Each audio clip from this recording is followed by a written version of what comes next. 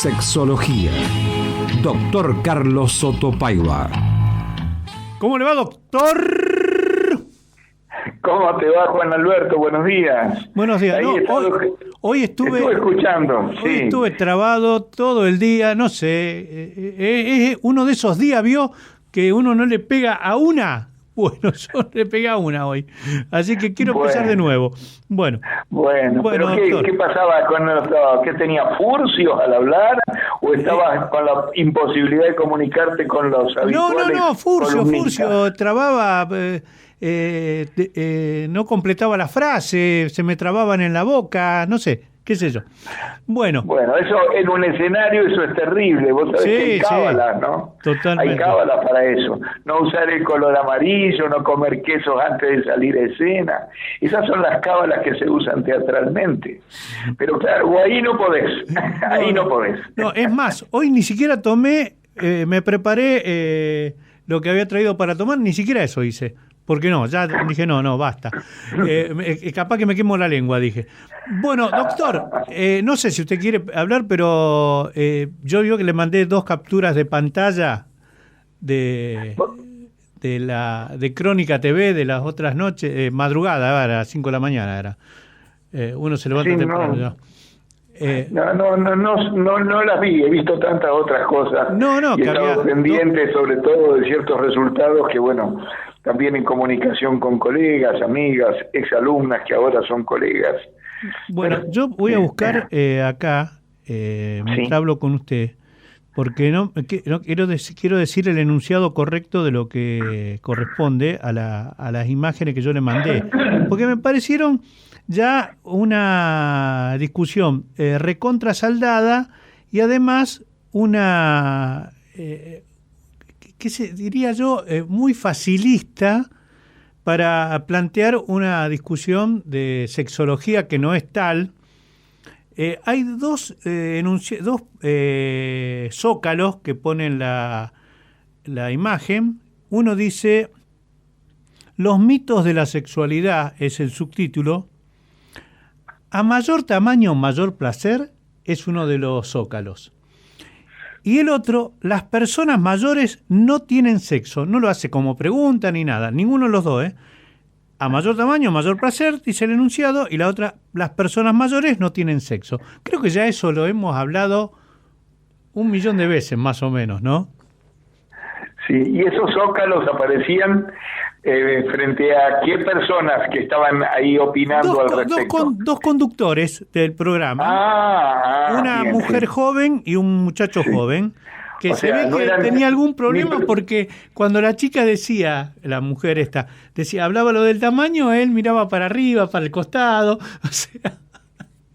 Claro, es interesante esta observación que vos haces, porque generalmente yo pregunto cuando aparecen los zócalos y miro las expresiones y las actitudes corporales de las personas que están hablando y sobre todo si hay alguna definición sobre lo que es su profesión. Si es, por ejemplo, alguien que viene de una currícula médica, con lo cual podría ser medianamente interesante lo que dice en el aspecto referido a la sexualidad, o si es alguien que viene de la currícula psicológica. De cualquier manera, ambos son profesionales que tienen su formación como para poder hablar de determinadas cosas, pero lo que es inadmisible es que gente que no sabe absolutamente nada de medicina y mucho menos de psicología, habilite su opinión y le den cámara y micrófono para que realmente no digan absolutamente nada o digan precisamente cosas que lo único que hacen es desinformar o hacer la continuidad de esos mitos que son algunos terribles, muy destructores y para colmo antiguos, ¿no? Yo hoy me iba a referir a algo en particular que era completar algunas apreciaciones que hice en la última charla que tuvimos, creo que fue el sábado pasado, y en donde hablamos sobre quiénes educan sexualmente y específicamente algunos aspectos de la educación sexual. Lo que vos me comentás de estos zócalos aparecidos recientemente tienen que ver con eso, pero tienen que ver también con esto que yo estoy diciendo de quienes hablan muchas veces sin conocer y cómo la propia familia a veces se hace cargo de esas opiniones que son absolutamente desafortunadas. Por ejemplo, lo del tamaño lo hemos hablado 1000 veces. Hay algunas mujeres en particular, y en relación a su historia tocoginecológica, que a lo mejor necesitan, sí, una determinada dimensión en el tamaño del miembro viril. ¿Por qué? Porque a través de partos que han sido muy laboriosos y de determinados tipos de actitudes, sobre todo en el momento de sus partos, sobre todo las multíparas, han quedado con una falta de tonicidad en la musculatura perivaginal y sobre todo del periné, o sea, del suelo, del piso de la pelvis. Y entonces allí muchas veces el tamaño puede ser importante, porque si no, no. La vagina, lo hemos explicado 1000 veces, tiene una pared antero-superior y una pared póstero-inferior que están prácticamente adosadas y que se van distendiendo con lo que sea que las penetre, razón por la cual no es necesario mucho tamaño. Lo que sí es necesario, y también esto lo hemos repetido 1000 veces, es el conocimiento de la anatomía femenina de parte del varón para poder conocer la importancia que tiene el clítoris al ser estimulado y para saber fundamentalmente de qué forma estimular a su compañera o a su compañero, en el caso de que sea un vínculo homosexual, para que de esta manera la concreción del acto sea por lo menos placentera, si no es eso nada más lo que se busca.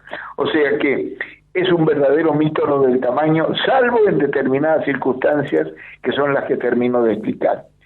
Lo otro, bueno, la otra cuestión de que los ancianos o las personas muy grandes no tienen sexo, esto es una falacia.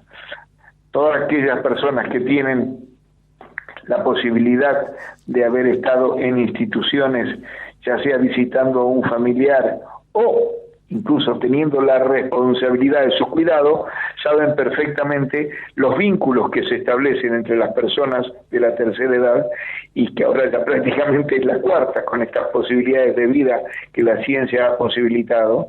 Pero bueno, se sabe de esto y se sabe también de que no solamente se establecen vínculos, sino que se establecen verdaderas relaciones. Por eso siempre decíamos, pobre de aquellos cuidadores de ancianos o de aquellos profesionales a su cargo que no tengan la comprensión o el conocimiento de posibilitar de que en esas instituciones haya realmente el hecho de que puedan tener contacto físico.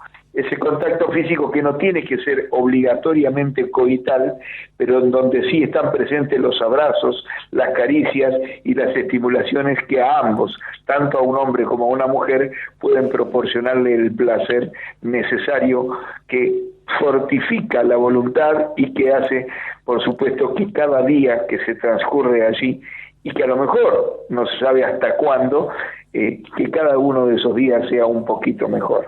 O sea que ambas cosas de las dos que comentaste son mitos y falta de veracidad en las apreciaciones. Lo que yo iba hoy a comentarte era también algo vinculado a la educación sexual y que tiene que ver con lo que se denomina abuso sexual, que también lo hemos hablado muchísimas veces, y para diferenciar este abuso sexual de lo que son los juegos sexuales de los niños. Sería muy importante que los papás sepan que los chicos, sobre todo en la primera infancia, están comenzando a conocer el mundo que los rodea, pero también su propio cuerpo. En este descubrimiento que hacen de su cuerpo, se tocan los genitales. Y por supuesto, así como se tocan los genitales, las zonas son ya muy particularmente sensibles por su vascularización y por su inervación y provocan placer. O sea, no es lo mismo tocarse el dedo pulgar o el dedo gordo del pie que tocarse el nene, su pequeño pene, o la nena, su vulva. Entonces, muchas veces van a esos lugares en juegos que pueden ser individuales y que pueden ser en grupo. El tema es el siguiente: cuando esto ocurre, y es visualizado por los adultos se agarran la cabeza y no saben qué hacer y tratan de reprimir esas actitudes, sin darse cuenta que al reprimir esas actitudes de conocimiento personal de sus zonas erógenas que el chico está haciendo, de acuerdo a la forma como lo hagan, quizás puedan crear una herida que va a quedar allí permanente, un recuerdo represivo que va a impactar en la vida futura de ese niño o de esa niña. O sea que no hay que confundir lo que son los juegos sexuales infantiles, ya sea en forma individual o a veces en forma conjunta, porque los juegos sexuales infantiles se dan en chicos de 2 o de 3 años, de 4 años, y a veces hasta apagan la luz de la pieza y quieren encerrarse para jugar de esa manera, lo cual ahí sí tiene que estar la mirada del adulto. Y entonces sí, prender la luz, abrir la puerta y decir, aquí en esta casa se juega con las puertas abiertas, jueguen todo lo que quieran, pero con la luz encendida y las puertas abiertas. Pero no reprimir, no castigar y entender que son juegos de exploración que se están haciendo y que si no se reprimen pueden ser beneficiosos para conocer cada zona erógena del cuerpo de esos chicos. Esto hay que diferenciarlo netamente, pero muy netamente, de lo que es un abuso. Acordémonos que para que sea abuso tiene que haber una diferencia de por lo menos 5 años entre ellos. O sea, si 2 chiquitos de 2, de 3, de 4 años están jugando entre sí, no pasa nada. Sí, la mirada del adulto responsable con estos cuidados que yo recomendé, pero no la represión. Pero cuando es alguien que supera los 5 años de edad, por ejemplo, un adolescente a una criatura de 3, o un adulto mayor a una criatura, ahí sí ya estamos hablando de un abuso. Me parecía importante marcar estas dos diferencias, que son, una cosa es el abuso y otra cosa son los juegos sexuales infantiles, que son de neta exploración, de conocimiento del propio cuerpo y de conocimiento del otro. Tengamos en cuenta estas cosas para no tomar actitudes represoras, sino realmente actitudes de comprensión, de ayuda y de educación intrafamiliar. Excelente, doctor. Excelente. Bueno, espero no trabarme en lo que queda del programa. Muchas gracias, Juan Alberto, y espero que no tengas ningún furcio, pero vos sabés que los furcios ocurren siempre y forman parte de nuestra característica humana, tener fallos. Sí. Los humanos tenemos fallas y lo único que tenemos que hacer es reconocerlas, no incentivarlas, pero sí reconocerlas. Chao, Juan Alberto, hasta el próximo sábado y saludos a Chechu y a la audiencia. Abrazo grande, doctor. Ahí está el doctor Carlos Soto Paiva.